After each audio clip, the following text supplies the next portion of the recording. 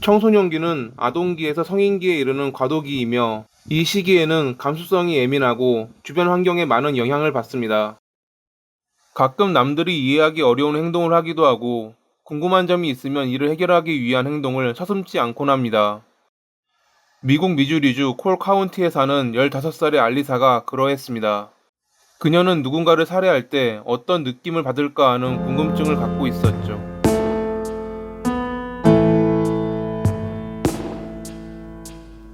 알리사는 불행한 가정에서 태어났습니다. 10대 후반에 알리사를 낳았던 마약과 알코올 중독자인 어머니, 폭행으로 인해 10년의 징역을 받아 감옥에 수감 중인 아버지.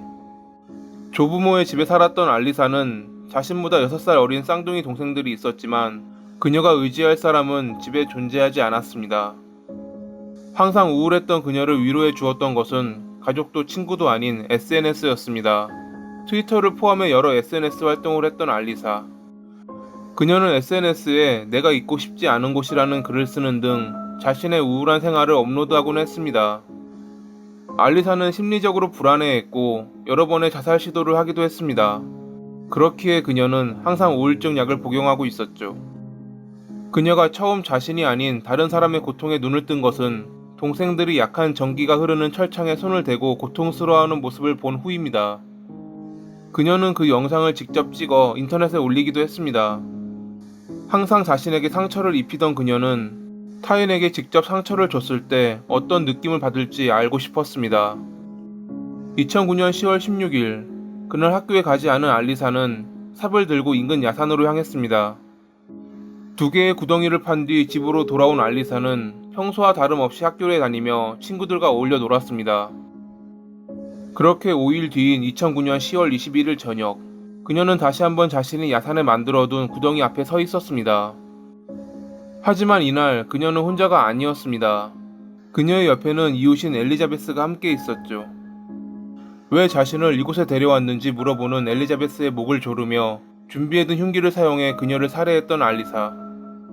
자신이 미리 파둔 구덩이에 사망한 엘리자베스를 묻은 뒤 그녀는 아무 일도 없었다는 듯 집으로 돌아왔습니다. 그날 저녁, 친구네 집에서 놀다 집으로 돌아오는 길에 사라졌던 엘리자베스를 찾기 위한 경찰 수색이 시작됐습니다.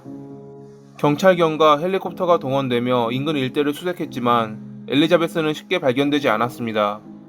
인구 1000명 남짓의 마을이기에 서로 친하게 지냈던 이웃들은 알리사가 그런 짓을 벌였을지는 꿈에도 생각하지 못했을 것입니다.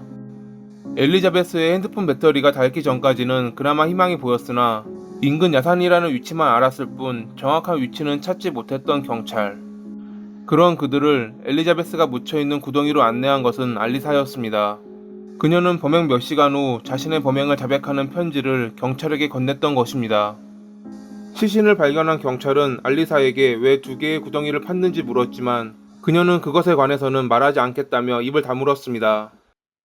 어떤 이들은 처음에 그녀가 쌍둥이 동생을 살해할 계획이었다는 말을 하기도 했지만 이것에 대해 결국 밝혀진 사실은 없습니다. 미주리주는 미국에서 이중 관할권이 있는 22개의 주 중 하나입니다.